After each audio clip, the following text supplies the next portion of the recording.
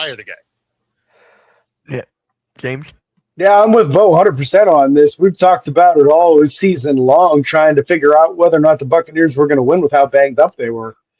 So I have a tough time holding a coach accountable for injuries on a team. That's not the coach's fault if half the starting lineup's injured. Uh, Obviously, you got to try to get everybody prepared, but realistically, you can only go so far down the depth chart before you've got guys that probably should be stocking shelves at Walmart instead of in the league. Yeah, Big C, what is up, man? What's going on? Sorry, I'm late. No, you're good, dude. You're good. We were just talking about the Buccaneers defeating the Panthers. So if you have any thoughts about that game, go for it. Just a weak division overall, right? It's sad that teams are getting into the playoffs with the records that and some other teams are missing the playoffs. It almost, I like the divisions and the division rivalries, but it almost makes you feel like maybe the best, 6 teams should go to the playoffs. The best 8 teams should go to the playoffs instead of division winners and this and that. You know what I mean? Because I feel like some good teams are left out of the playoffs while you get a mediocre team that, because you were in the NFC South, you get an automatic trip. You know what I mean? This is a bad division and you can't win 10 games. You know what I mean? Yeah. I just I like Joe's comment here. He's like, because he's a Cowboys fan. He's like, can we get Dallas there so we could be in the playoffs?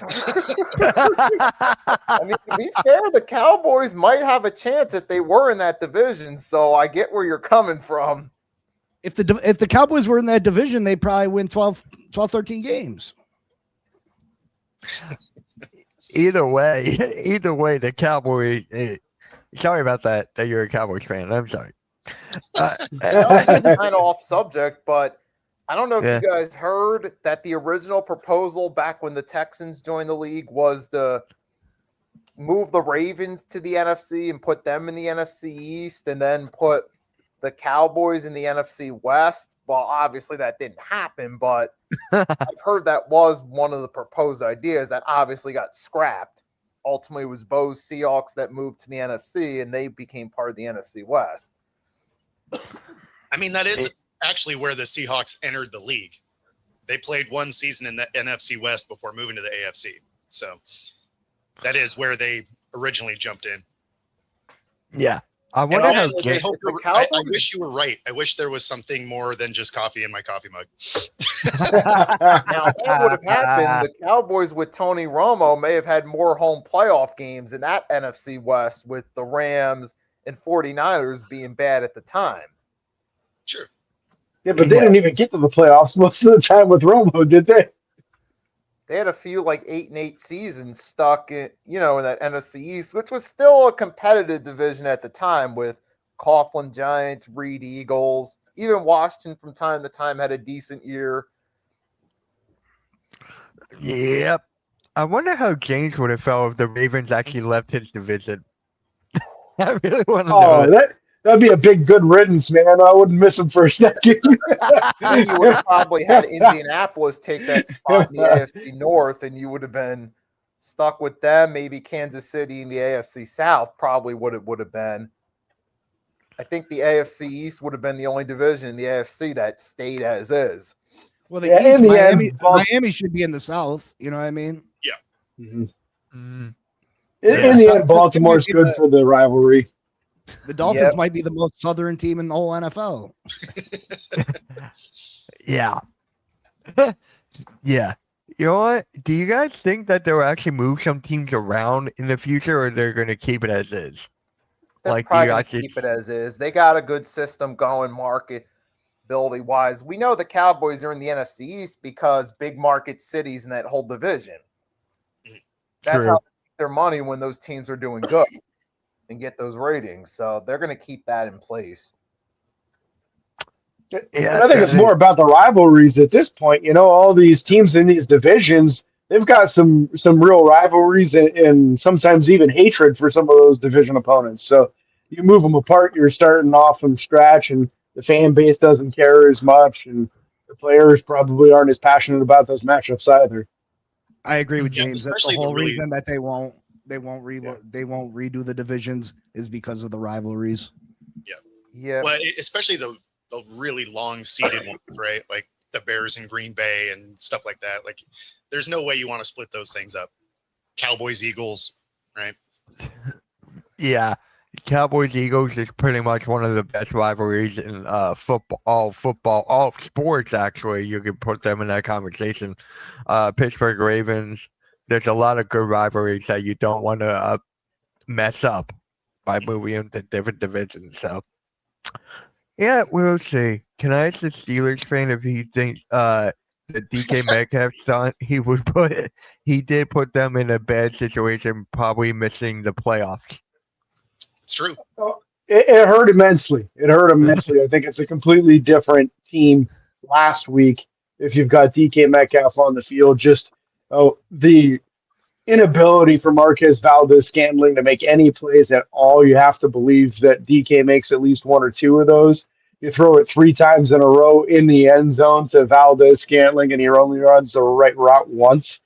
I do have faith that DK will at least run the right routes and give you a competitive attempt at those balls. I think you probably take care of business last week versus Cleveland instead of having to deal with it this week versus the Ravens. So will this lead to them moving on from him? Absolutely not. He's inside that team. He's been such an upgrade versus what they've had from previous wide receivers. And as much as he's been a problem with this incident with the fan and even with some penalties on the field, you're getting effort on every play, and they haven't seen that since Hines Ward. Even early Antonio Brown, he was a good blocker, and he contributed a lot. Juju spent a lot of time being a good blocker and a good receiver for those first couple of years opposite Antonio. But ever since then, it's just been guy after guy who thinks that they don't have to run their route when it's not coming to them, or if they think it's not coming to them, they don't think they should have to block on running plays.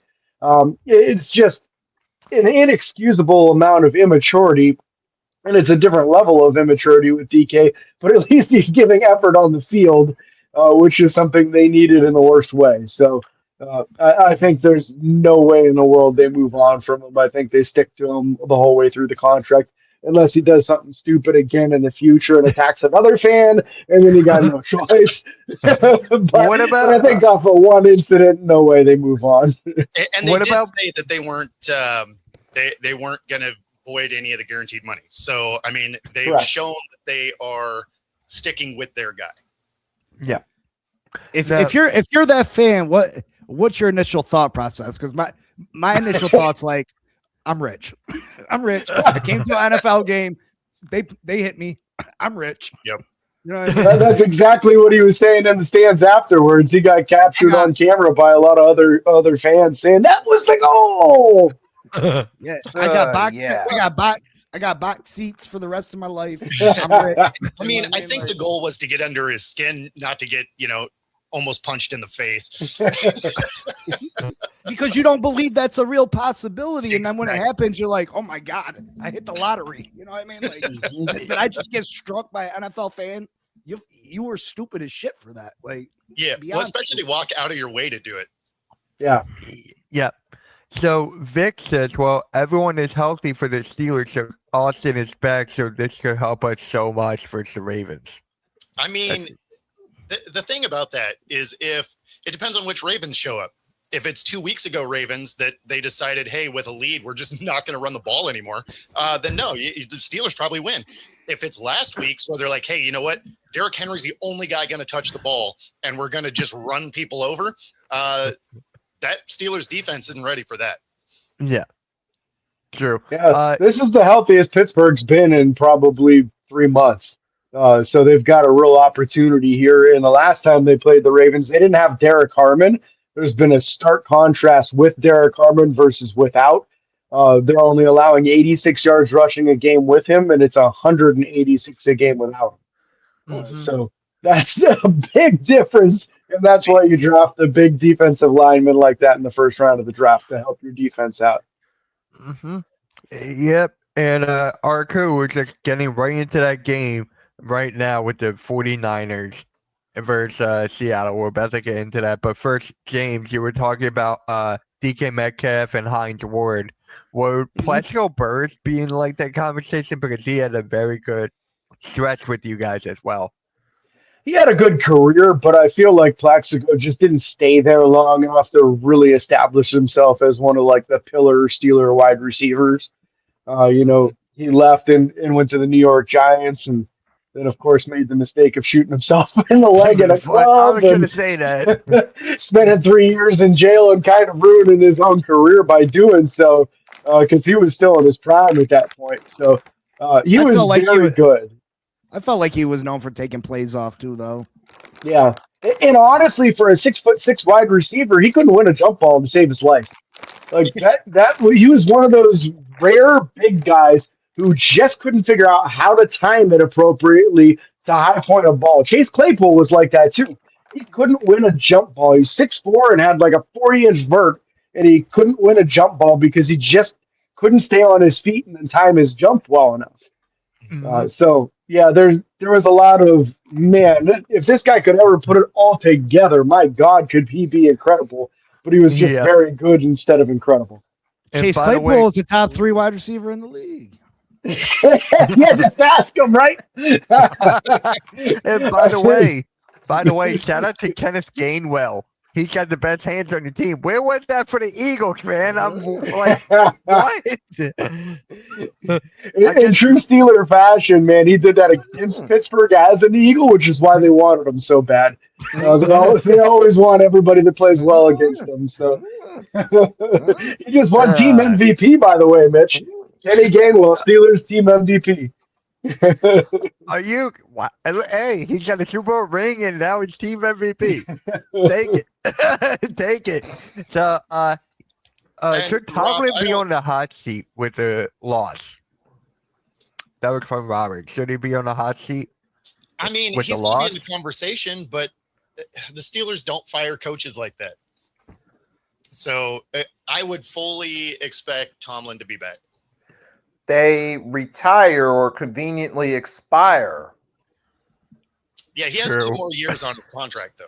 Yeah, that's absolutely it. And they usually re-up his deal 2 years out. So if you see him not get an extension, then that's basically them admitting that they're moving on from him.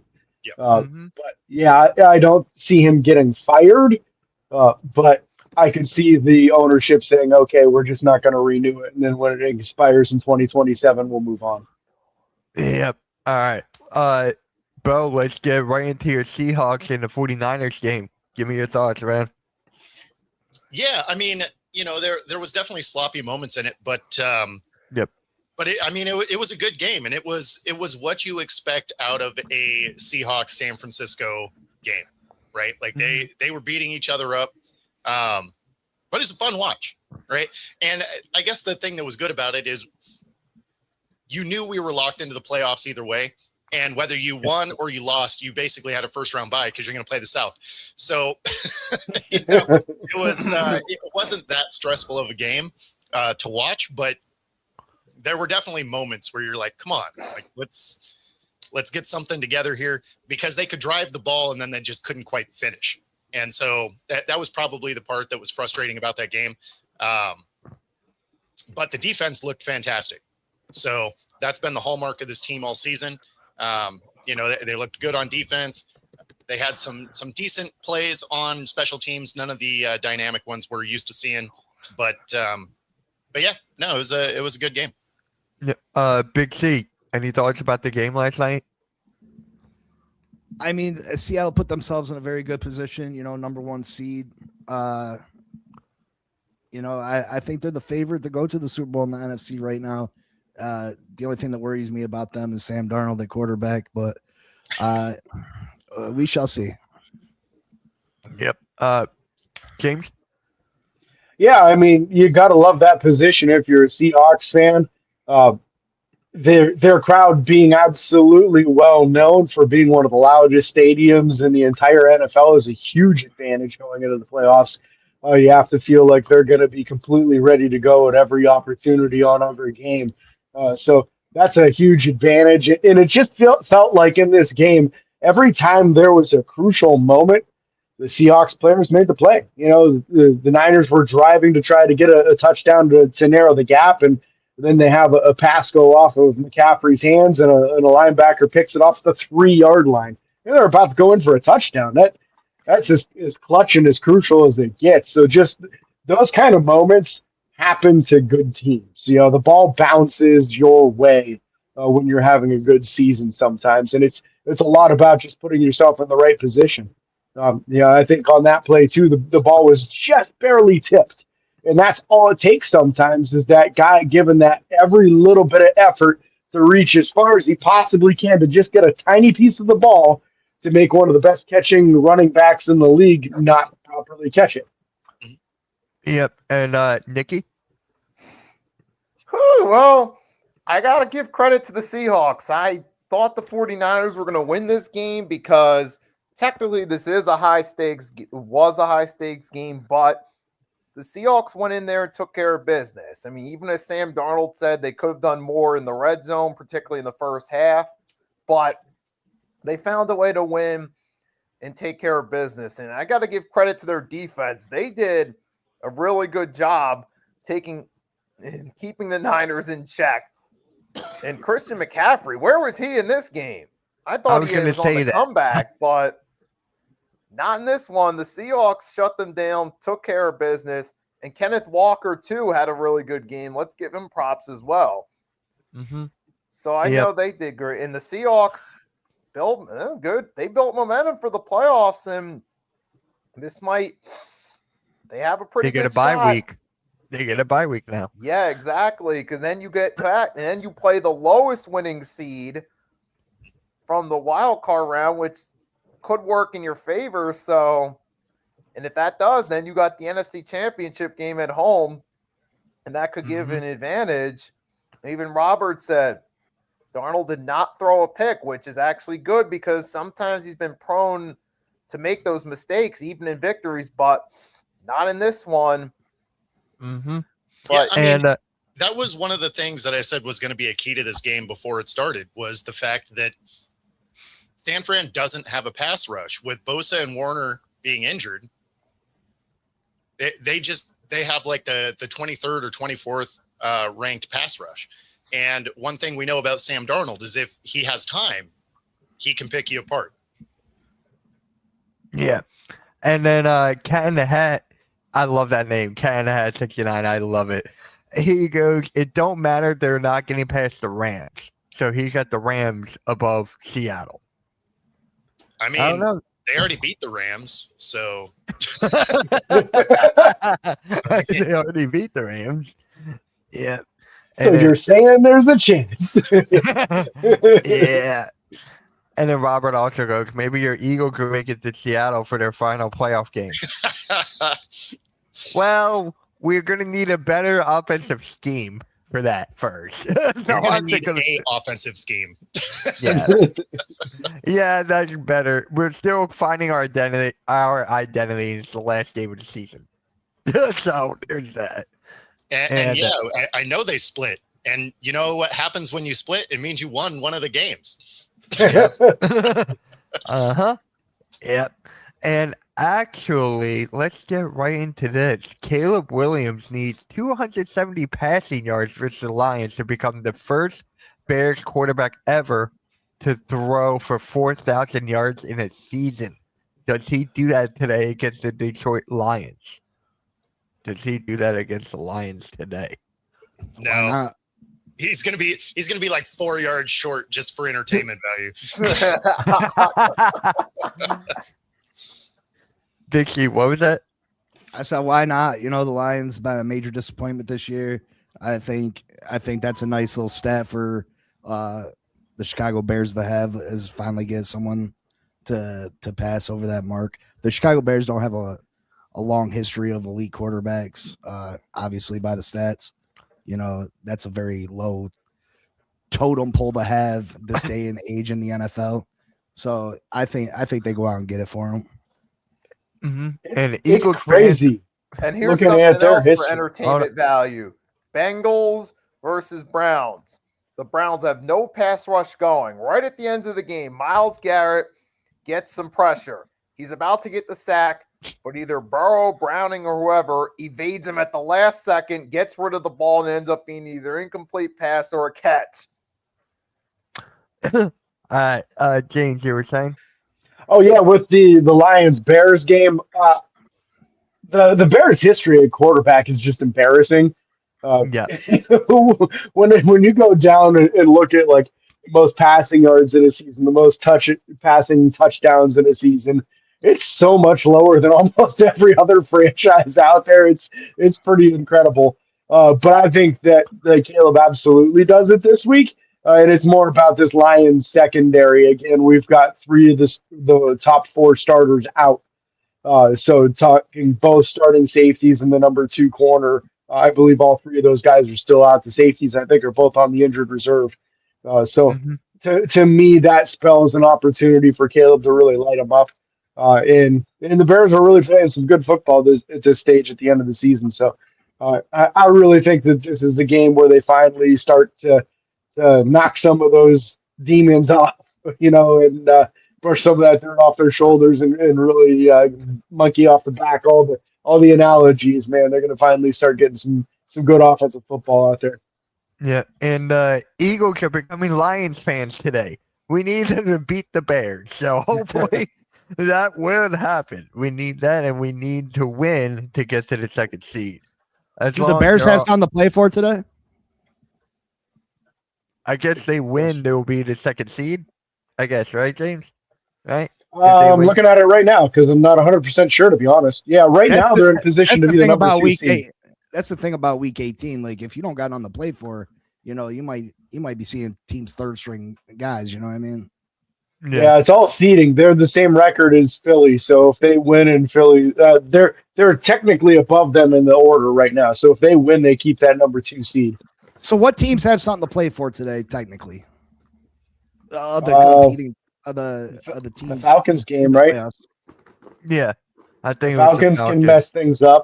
Obviously, Steelers Ravens for the division title and who goes in. And past that, I don't know if any of the other games really have any significant meaning today. Yeah, but the Eagles, and today they benched everybody. Please explain that to me. We need the second seed and we're benching everybody. How does that make sense? Sounds like they're more worried about player health than they are the number 2 versus the number 3 seed. So is Jalen Hurts out? All that? Yeah. Are they afraid of the Niners? Is that what it is? I don't know. They really are just. I hate when the Eagles do this. They do it like every year. Like, why? We got something to play for. This is pretty much the biggest game of the year against the Commanders who are injured. They're basically injured. Cowboys playing for pride today. Against the Giants? All right. Watch that. I actually picked the Giants. I actually picked the Giants to win today. That would be hilarious. But yeah, and here's another thing actually. Since the NFL started recording interceptions in 1933, no team has ever finished the season without an interception. The Jets will be the first if they do not get an interception today at Buffalo. Do they have a chance to pick off Josh Allen today? No. No? It's like no. No. Better not. Just make history, please. I kind of want them to pick off Josh Allen once. I just want to see their celebration after they get a pick. I was just going to say, it's kind of like with Joel Embiid last night. He finally got his first dunk of the season. Yeah, he got his first dunk of the season now. It's kind of crazy, but so what? Everyone's going no? They're not picking off Josh Allen. This is their penance for trading away Sauce Gardner. You trade away a number 1 corner like that, and then you end up going with no interceptions the entire season. You kind of deserve it. I forgot about that. Didn't he get injured too? He might have once he was a Colt. Yeah. I think he did get injured. Yeah, he's out for the year. Yeah. Damn, that sucks on both sides. Yeah. Is Bo back yet? Oh, there you are. I was on a different tab. Sauce's record was great. What are you talking about? He's like 1-7 with the Jets, and then went 1-7 with the Colts. Yep. The Sauce Gardner curse. That's what happened. Bill should just do quick passes and runs.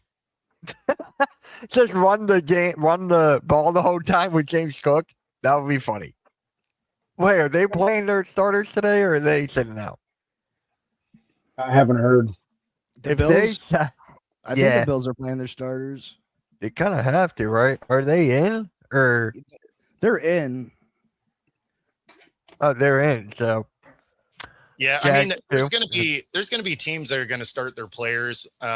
Especially if they're struggling. Like the Rams have already said they're gonna be starting everybody because they're kind of backing into the playoffs, right? So they need they kind of need a get right game to get everybody back on track. They're playing Arizona, so I mean, it's a good team to do it against. But it just depends on where some of these teams are, right?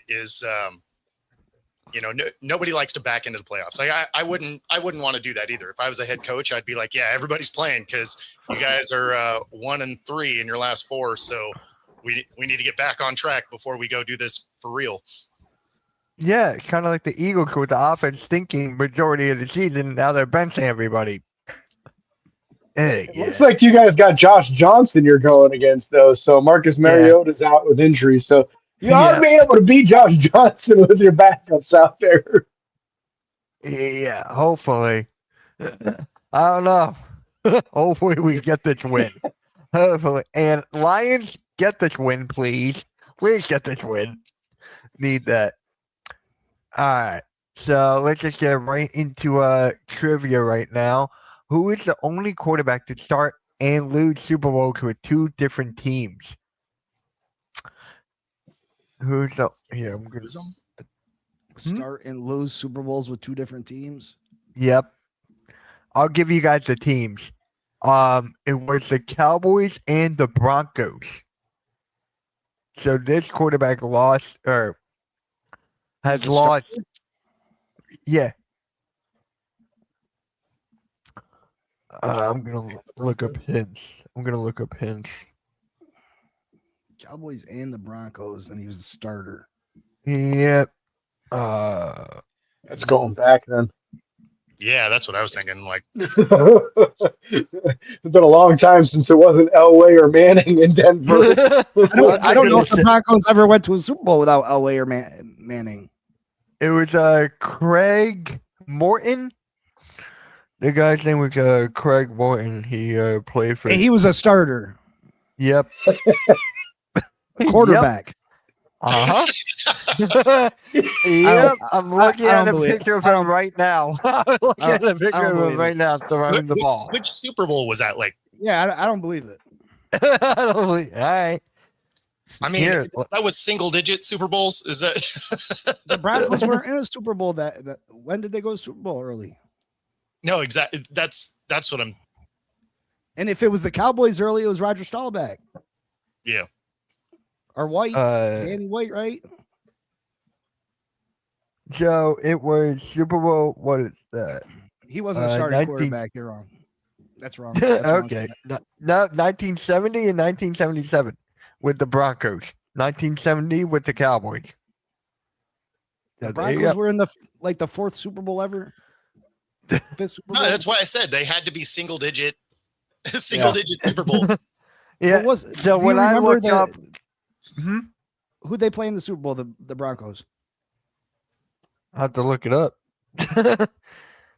How would I I'm sorry. remember that? I find it hard to believe. Okay, that's fine. Well, I mean, nobody Um, remembers the teams that lose, unless you do it historically, like the Yeah. Bills. Or the Falcons. Or the I mean, I Falcons. might be wrong. I could be wrong. I just don't remember. Like, They lost to the Dallas Cowboys in 1978. 27 to first? 10. That was the first one. That's what it says here. Yeah. Yep. Yep, That's what I got. Starbuck and Yep. Drew Pearson and those guys. So he must have been replaced by Roger Staubach, and then Staubach beat him, which is hilarious. Yep. And then who's the last non-quarterback to win Super Bowl MVP? It was Sean Alexander. No. Super Bowl MVP. Yeah. Von Miller. It was a No. wide receiver. It was a wide Julian receiver. Edelman. Mm-mm. Oh, wide receiver. Cooper Cup. Cooper Cup was that's the last right. one. Yeah, that's right. Yeah. And then, which franchise has gone the longest without a number 1 overall pick? There's a Seattle, couple. they never had it. Seattle's never had the number 1 pick. Seattle's won. There's 2 other teams. James, you should get the. It's not your Steelers. It's not your Steelers, but it's someone in your division there. The Ravens. The Ravens probably never had it. Yeah, they've been The good since they've Ravens been in the never league. had it. They Yeah. never. And this last team had Craig Morton as their Super Bowl quarterback. Oh my gosh. That's awesome. The Broncos. It's got to be the Cowboy. The Broncos, Broncos. don't want- no, the Broncos didn't because LA was traded. You're right. Yeah. No, the closest the Seahawks have ever been is the number 2 overall pick. That is crazy. Oh yeah, Rick Meyer. Yeah, Right. and it's funny because the year that we got the 2nd overall pick, we Yeah. had the same horrible record as the Patriots, which lets you know the era of how long ago this was. But they had the tiebreaker, so to speak. So they ended up with the number 1 pick. Wow. It's crazy. And Michael comes in and goes, Dolphins need a clean house. James, you agree with that? I'm going to say this is more of a question for Big C. to be I'm honest sorry. with I'm you. sorry. I had a long night. Long night. Big King. Big King.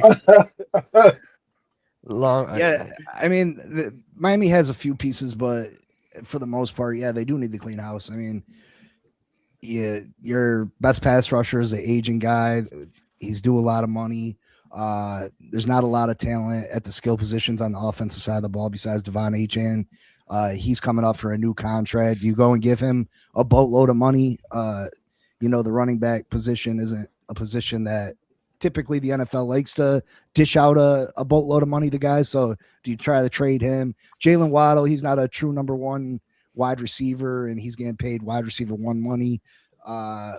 Question marks at the quarterback position. Mike McDaniel has not been up to par as far as being the head coach of the Miami Dolphins. So, yeah, pretty much you do need a complete teardown. You need to get the right people in the front office, and they need to find the right head coach, and you go from there. I don't think the Miami Dolphins target a quarterback in this draft because I think this is a weak quarterback draft besides Mendoza, and I believe Mendoza is probably going to be an Oakland Raider. So, a Las Vegas Raider, my fault. Yeah. I still call them Oakland Raiders. Same curse. We had a good draft class last year. Try to build upon that. Draft best players available. Find your general manager. Find your head coach, and go from there. Yeah. What draft pick do you think you guys will have? Right now, I think we're at 11. So we're probably going to lose to the Patriots today. Devon Achane's not playing. Waddle's probably not going to play. Patriots still going for the number 1 seed. So we'll probably drop today's game. So probably 10, 11 somewhere, Oh, wow. All right. And we actually had a question here. Where is it? Where was it? It's which team had the most number 1 picks?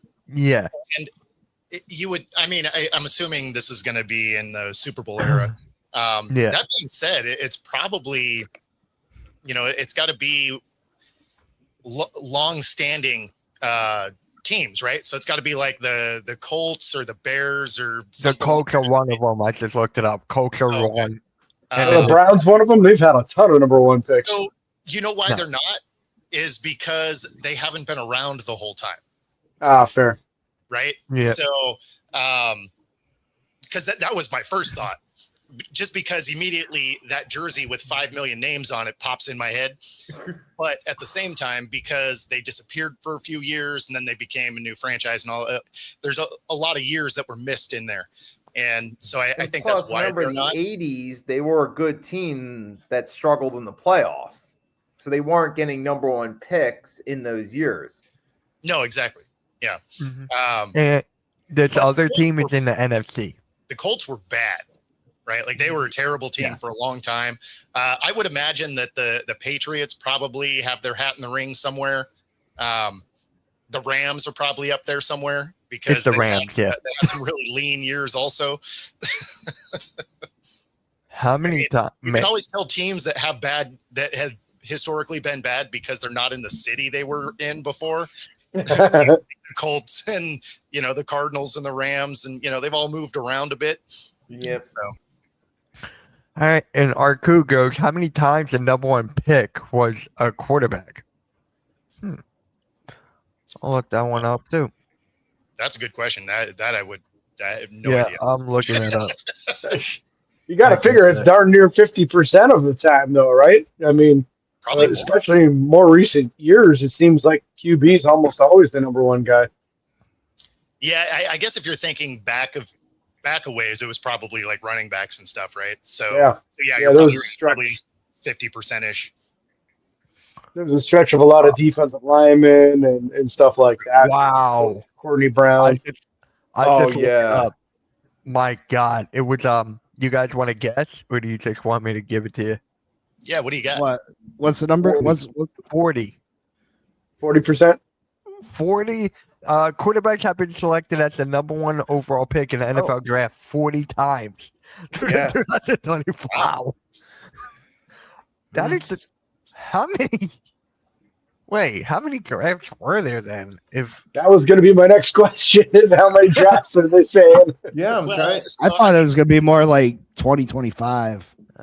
So 40 has to be before the Super Bowl era, right? Yeah. Yeah, I'm trying to think. I could see a lot. Alex Smith, Jamarcus. I say a quarterback Super Bowl era, maybe Matthew Stafford. Sam there's Bradford, been 90 drafts, Cam Newton, 90 NFL 90? drafts. Andrew Luck. Wow. Yeah, so it's almost 50%. That is honestly great. 40? Wow. Jameis wins. Wait. How many of them actually made an impact? Probably 10 of those 40, right? Jameis Winston, Tim Couch, Sam Bradford. Johnny Manziel. Well, he wasn't a number one pick though. I thought he. Wow. Yeah. No, he went like 20s, right? Yeah. Didn't he? Browns had 2 first-round picks that year. Yeah. They got one from That's right. Indianapolis Joe Thomas with was the their Trent first pick that Richardson year, right? trade. Yeah. All right. So next up, let's talk about a big game that's going to happen today. Actually, let's go with the Steelers and Ravens. There's a lot of stake in this game. So we're going to start with Big C and go around. What do you think about this game? Who you got, man?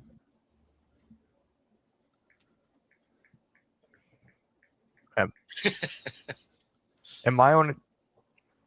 Oh, Big C, you right there? Yeah, what's up? Sorry. You fall asleep. You drew a blank. Like you're just like, Like 40% That's of really the something. draft. So, Big C, what do you think about this game tonight between the Steelers and the Ravens?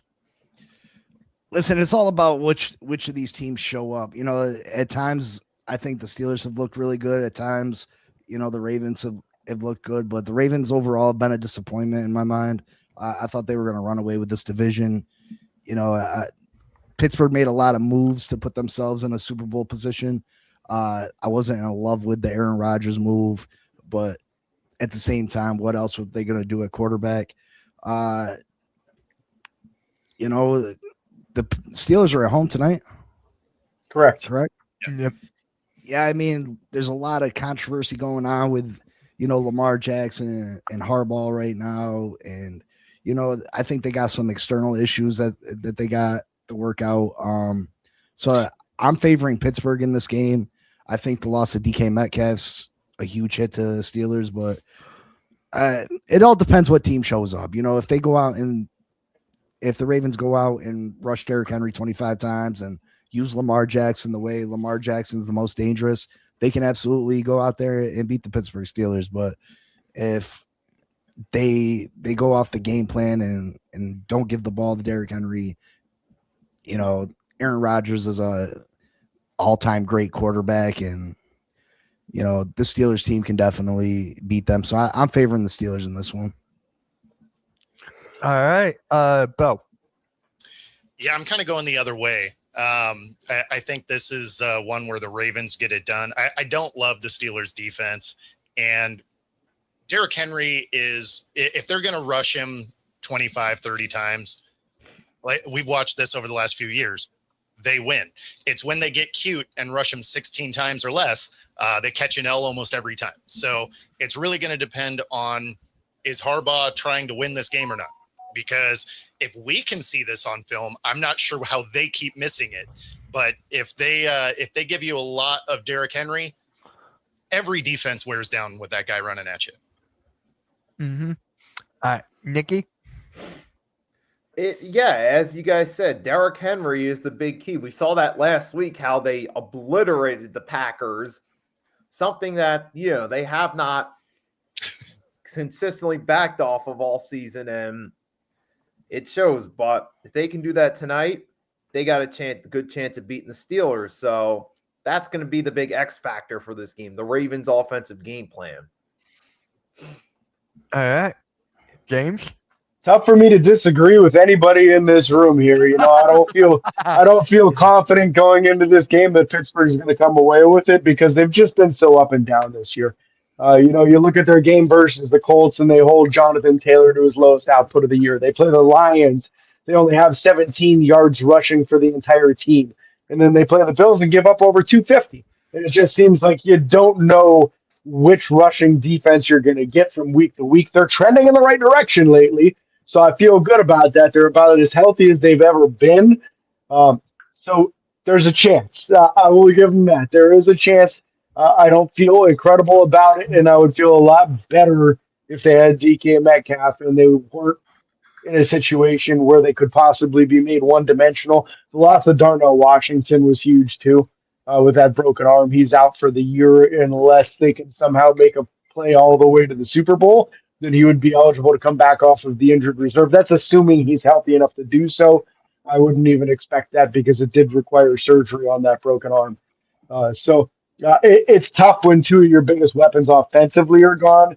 But I do think that Pittsburgh has the capability to do this. So confidence level, but they can do it. They've shown this year that they can do it.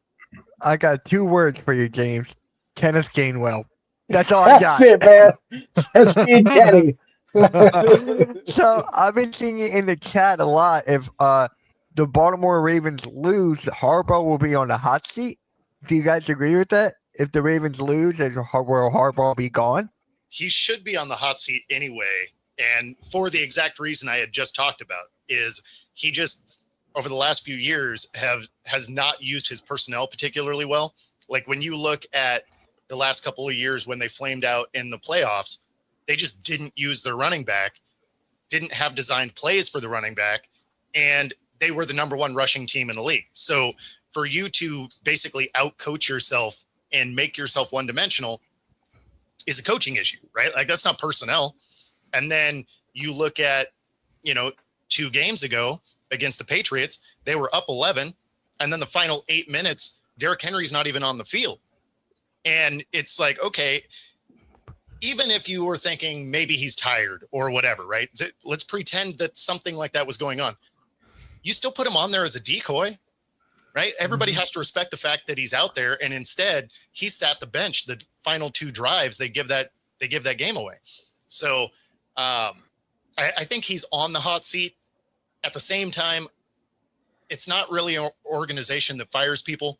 And then even if you do, is the guy you're bringing in going to be an upgrade? I think that's where the Tomlin conversation always stalls out too, is like, he's 19 seasons without a losing record.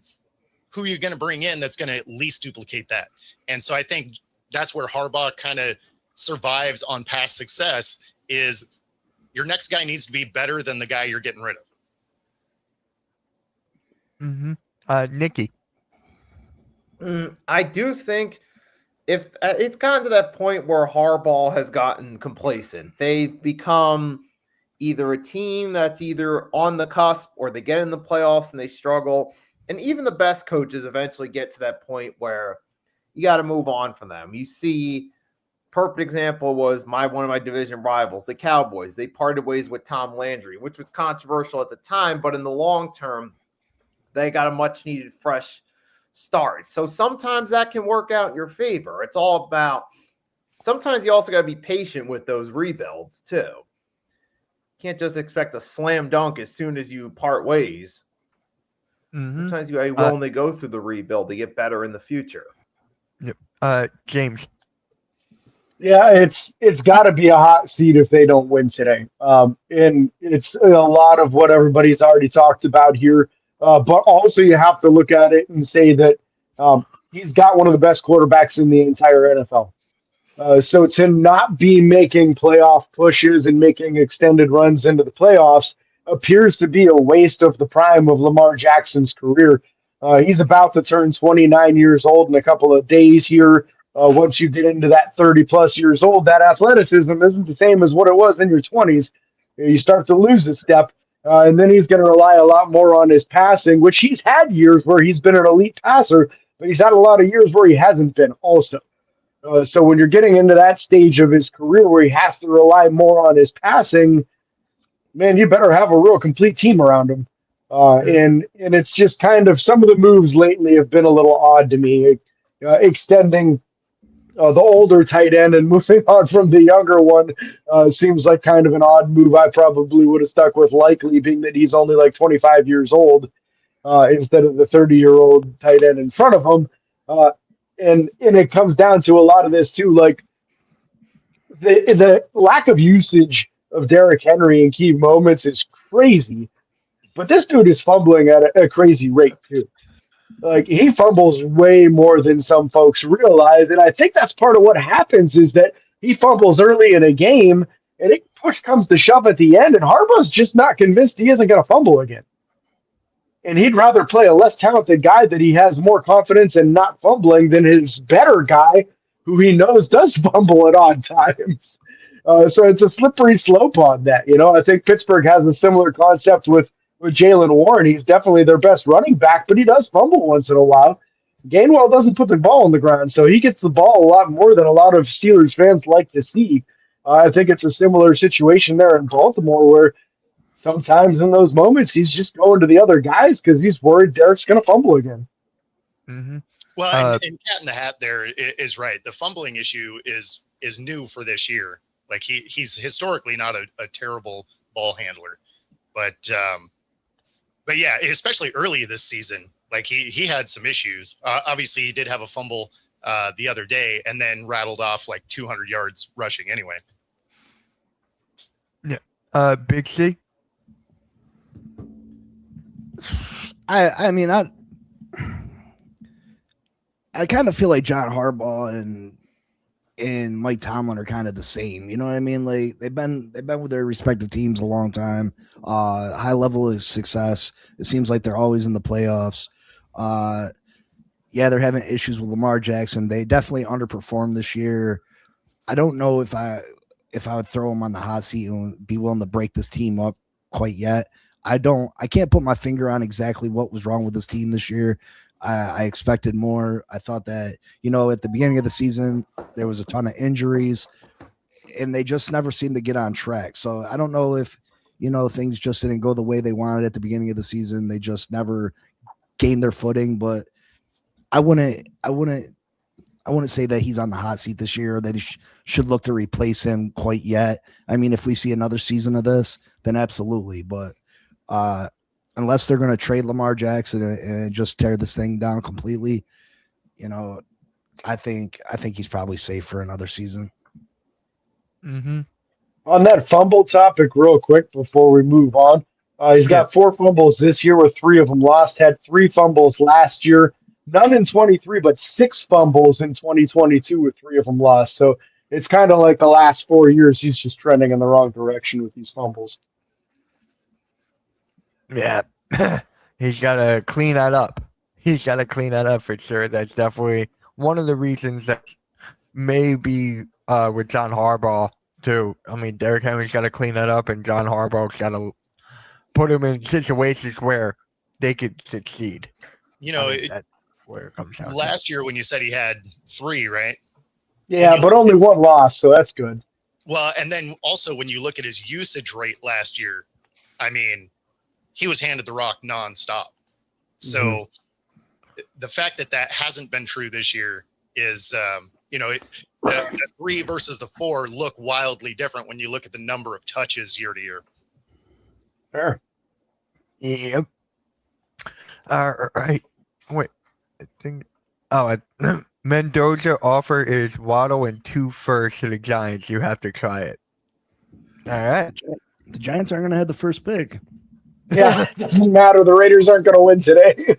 They'll do everything they have to make sure they lose. Yeah, Yeah. they're benching All everybody. right. So Yep. Let's go into the upset of the week. So, if you guys had to pick one out of these games today, who would be the upset for the week?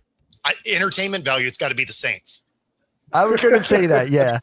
I was gonna say that, yeah. Because then Tampa gets into the playoffs and Carolina goes on this run at the end and then still misses. Yeah. I was gonna say that too. Nikki? Upset of the week. Let's see. What would be some other good? It would be, I don't think it's actually going to be the case, but Jets over the Bills would be hysterical, but I don't think that's going to happen. That would be funny. Yeah, realistically, maybe the Vikings over the Packers with the way the Packers defense has struggled without Parsons could be the case. Maybe. I could see the Saints over the Falcons as realistic upsets. Mm-hmm. Arizona could mess around and beat LA. Yeah. That would be hysterical. And don't forget as well, the Colts in Houston, that could be one. Tennessee and Jacksonville, that would be you know what? I'm not a big fan of Trevor Lawrence. Give me Tennessee over Jacksonville. That one's mine. James, you got one? I can see the Browns beat the Bengals today. Not that it would be a massive upset, but just neither team really has a ton to play for, except for certain players who are trying to prove that they're worthwhile to stay on a team or have a larger role next year. And I think probably one of the guys that has the most to prove right now is Shedeur Sanders. If he can finish out the season strong, he's going to gain some confidence inside that locker room and inside that front office possibly as well.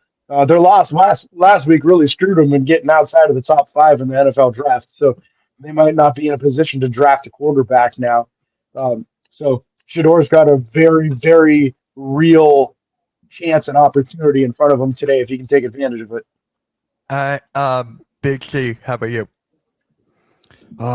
So many games the starters aren't playing and stuff. I know, right? Man. Yeah, I mean, if Shedeur plays a great game, he sets himself up for the future, right? It shows that the Cleveland Browns may have their quarterback of the future. This guy was supposed to be a top 10 draft pick, and he fell to the 5th round, and he has a real opportunity. That Cincinnati defense is bad. How much are these Cincinnati Bengals going to show up to play? I think Joe Burrow is about ready to get home. And Flacco's starting. Oh, Flacco's starting? Oh yeah, then Cleveland 100%. So he gets to do something funny though, because he started the season beating the Bengals as a Brown, and now as a Bengal he could beat the Browns. That would be hysterical. All right. As long as he doesn't get sacked, I don't care. His smile. Yep. And then the locks of the week, I'm going Bills. I'm going Bills as my lock. Pacers. I'm going with the Broncos. The Chargers are sitting most of their starters. The Broncos are playing for the number 1 seed. Yeah, Herbert's out. Yeah. Mm-hmm. Bo, you're going with that too? I'll go with KC, since the Raiders are literally putting nobody on the field. Like they're just gonna have some road cones with a helmet. All right. James, what about you? Man, that's the best one. So I'm jealous he got to that one first. I'll take the Bills over the Jets today. The Jets have been pretty much one of the most pathetic teams all season, and it seems like the Bills are going to play their starters. So All right, and Nikki. Give me the Bills over the Jets. Don't even waste any more time on it. All right, so let's get to our predictions. Saints at the Falcons. I'm going Saints. I don't care. It's the last week. Give me the Saints. Tyler Shaw. I don't know. Give me the Saints. I'm going to go with the Saints in this one. I'm going Falcons, but I would like to be wrong. Right. And honestly, I do like what we're seeing out of the Saints over the last few weeks. Shook looks like he could be a real option there. So yeah. I like what the Saints are doing. Atlanta is so wildly inconsistent. You don't know which team's showing up, but with them actually using Bijan over the last few weeks, I think Atlanta gets it done. All right, James. it won't shock me if the Saints win today. So I'm going to go with them. And Big C. I'm going with Atlanta. Atlanta's the more talented team, so you would think that they would win. So, all right, Big C, right back at you. Browns, Bengals. going with the Browns. Shador Sanders has the most to play for in this game, in my opinion. He can really set himself up nicely for the future. Mm-hmm. All right, Nikki. I'm actually going to go with the Browns in this one. All right, James. I've got the Browns too. It's kind of a layup for Shador today. This is the worst defense in the NFL with the Bengals, so he really should look good in this game. All right, and Bo. I'm going to go the other way. I'm going to go with the Flacco-led Bengals gets to do something funny, and then also he's trying to be on a roster again next year. So I think Flacco's going to come out kind of inspired to get that last win of the season. He just wants to get the win for his grandkid. That's right. He just wants a good win for him. So, yep, and then maybe call it a career. I have the Bengals right now. I'm thinking about going to the Browns. Yeah, give me the Browns. I want to see Myles Garrett actually get that career sack, the record-breaking sack. I want to see that. I think he gets it. He just gets it in a loss. I don't care if he wins or loses. I just want him to get it. All right, Packers at the Vikings. I got the Packers here. But what about you? I went with the Vikings. Here. Green Bay also kind of all over the place. They're going to be in the playoffs regardless, so I fully expect them to maybe rest a guy or two. All right. Nikki. I'll go with the Packers in this one. James? Yeah, I'm going to take the Vikings today also. A lot of what Bo said there with the starters resting. It looks like Vikings are 12.5-point favorites in this one. And Big C. Yeah, I'm going Vikings too. All right. And right back at you. Cowboys at the Giants. Is there anybody starting? I guess Cowboys. I don't know. I don't know who's playing. This is always a tough week to pick. Yeah. Yeah. I try to do my FanDuel right now. That's what. All right. James. I'm going to go Cowboys in this too. Just not much to think that the Giants will win. Nikki. I'll go with the Cowboys. Bo. Yeah, I went Cowboys also. Giants are doing nothing. I can't stand either team, but it comes down to who I hate more, and it's the Cowboys. So give me the Giants. I'm going with the Giants this week. If the Giants win this week, I'm gonna look like a genius. All right, Jaguars at Tennessee at Jacksonville. I'm taking Jacksonville here. Bo. Yeah, there's a lot on the line for Jacksonville, so they're going to be playing everybody. And Tennessee, although shows signs of life randomly, really aren't a talented team. So yeah, Jacksonville should kind of beat the brakes off them. Oh, it looks like Big C bounced. Yep. Okay. All right, Nikki. Let's see. Tennessee and Jacksonville. Give me the Jaguars in this one. All right. James. Yeah, I'm not sure the 13.5 is high enough on this. Right. Right. Jaguars by 20 today. All right. And then James, right back at you. Colts, Texans. I don't know what the Colts have to play for. Philip Rivers, it seems like he's already happy with what he's done on this comeback and is ready to go back off into retirement. So I'll take the Texans. All right, Nikki. I mean, Philip Rivers, I'll say this. I feel like he's done enough to inspire the kids he's coached. But I got to go with the Texans in this one because they're still playing for something, at least I think. And then we got Joe in the chat. Jacksonville winning 80-2. There's a chance, Joe.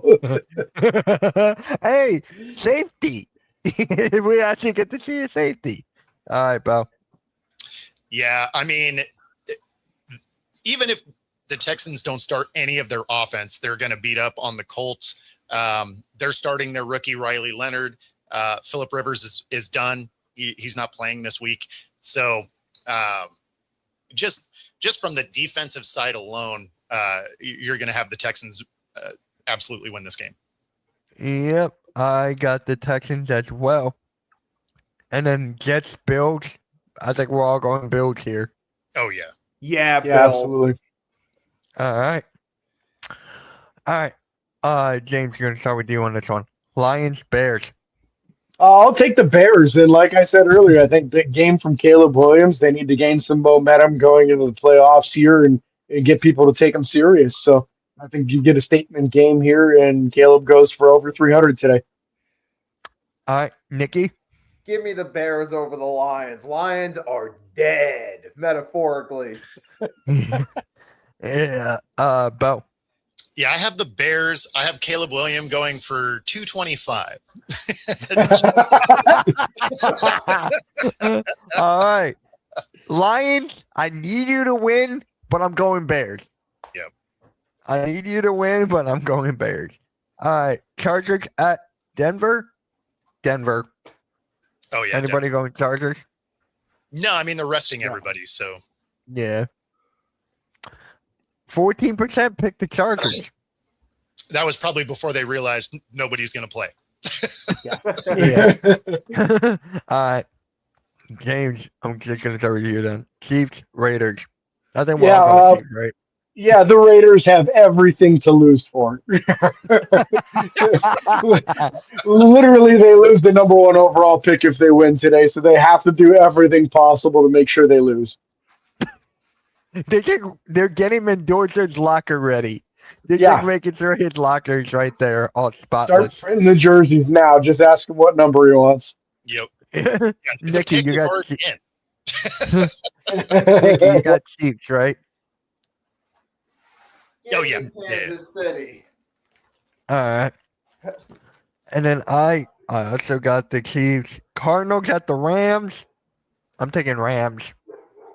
I don't know about you guys. Get right game here. Rams. James. Yeah, got to be the Rams today. All right. Dolphins at the Patriots. Patriots for me.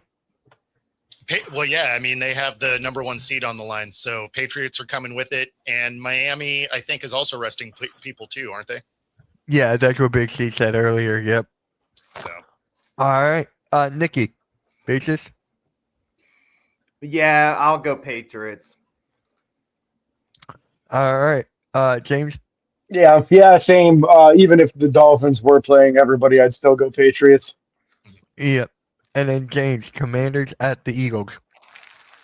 It would be really fun to play heel and take the Commanders in this one, but I won't do that. I don't believe it either, so I'll take the Eagles.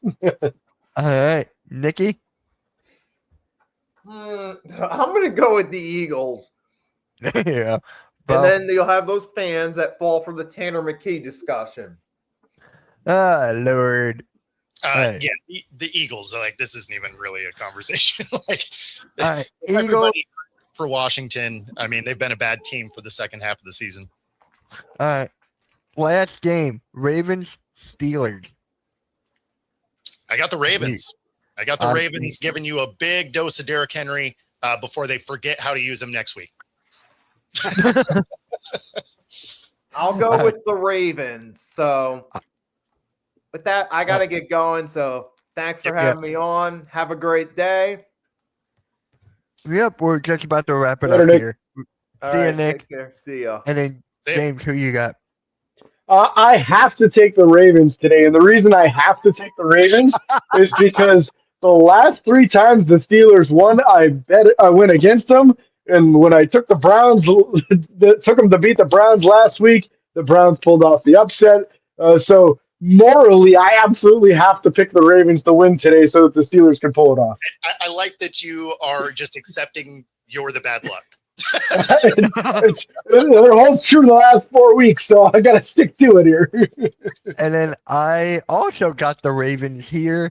I feel like they got to win. If not, Harbaugh's coaching job is at stake. So I'm going to go with the Ravens. And with that being said, guys, thank you all for tuning in for the NFL Sunday Morning Show. Very good show today. Make sure you guys like, share, subscribe. Bo, what you got? Yeah, I mean, now we're back at the full gambit of stuff, right? So it's back to covering stuff and being on the daily shows and all that. So it's nonstop battle. If you're watching on my channel, also be sure to like and subscribe. All right, and James. Yeah, we'll still be doing a recap show this week, and it just depends on whether or not there's a playoff run, as if we stay twice a week or go to once. Once the season ends for Pittsburgh, we'll go to once a week on Saturday mornings. All right. And as for me, I'm streaming the Eagles game today. And that's about it for me for today. And other than that, like, share, subscribe once again. And we'll catch you all later, guys. Have a good Sunday of football, even though it's last week. Peace, guys. Have a good one. Peace.